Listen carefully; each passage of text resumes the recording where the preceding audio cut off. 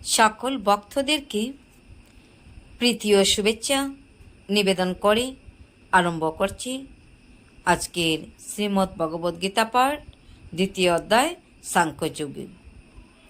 তো আমি পরমাত্মা ঈশ্বর পরম কৃষ্ণ সচ্চিদানন্দ বিগ্রহ অনাদিরাদি প্রাণ গোবিন্দ সর্বকারণ কারণম, যিনি এই অখিল বিশ্ব ব্রহ্মাণ্ডের নায়ক শ্রী জগৎপতি রাঙ্গার আতুল শ্রীচরণে আমি আমার মস্তক অবনতি করে প্রণতি নিবেদন জানাই। গুরু হলেন পরমাত্মার দিব্য চেতনার অংশ, যিনি সাধককে সঠিক পথ দেখিয়ে দেন। সদ্গুরু রূপে নিজ নিজ গুরুদেবকে শ্রদ্ধার সাথে স্মরণ করে উপাসনার সফলতার জন্য প্রার্থনা করব। তো আমি শ্রীমদ্ ভগবদ্গীতার সাংখ্যযোগের 13 নম্বর এবং 14 নম্বর শ্লোক পাঠ করছি, আপনারা আমার সঙ্গে থাকুন।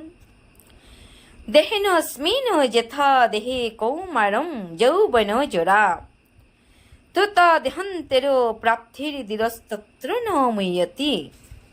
দেহি আত্মার দেহ যেভাবে কৌমার, যৌবন ও জরার মাধ্যমে তার রূপ পরিবর্তন করে চলে, মৃত্যুকালে তেমনি ওই আত্মা এক দেহ থেকে অন্য আরেকটি দেহে দেহান্তরিত হয়।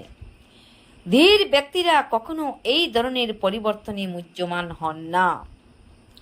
যেহেতু প্রত্যেকটি জীব স্বতন্ত্র আত্মা, তাই প্রতি মুহূর্তেই প্রত্যেকের দেহ পরিবর্তন হচ্ছে, কখনো শিশুরূপে, কখনো যুবক রূপে এবং কখনো বৃদ্ধ রূপে। কিন্তু জীবের প্রকৃত সত্তা আত্মার কোনো পরিবর্তন হয় না।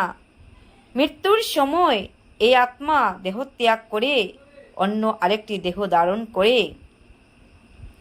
মৃত্যুর পর জড় অথবা চিন্ময় যে কোনো একটি দেহ প্রাপ্ত হওয়া যখন অবশ্যম্ভাবী, তখন ভীষ্ম, দ্রোণাচার্য আদি আত্মীয় স্বজনের জন্য চিন্তিত অর্জুনের পক্ষে শোক করা নিতান্তই নিরর্থক ছিল।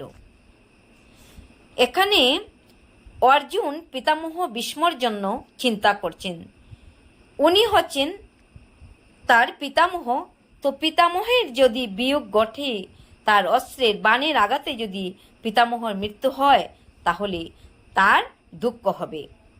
তো এখানে বলছে যে তাদের মৃত্যুতে তার শোক করা কখনোই উচিত নয়, কেননা তারা তাদের জরাগ্রস্ত বৃদ্ধ দেহত্যাগ করে নতুন দেহ প্রাপ্ত হবেন এবং নবশক্তি লাভ করবেন।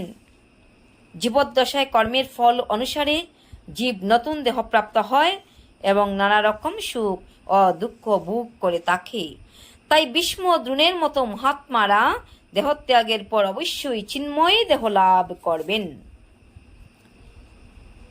অথবা অন্তত পক্ষে স্বর্গলোকে দিব্য দেহ প্রাপ্ত হয়ে উন্নতর সুখ ভোগ করবেন। সুতরাং কোনো পরিস্থিতিতেই শোক করার কোনো কারণ নেই। যে মানুষ জীবাত্মা পরমাত্মার স্বরূপ এবং পরা অপরা উভয় প্রকৃতি সম্পর্কে সম্পূর্ণভাবে অবগত, তাকে বলা হয় ধীর। 14 নম্বর শ্লোক।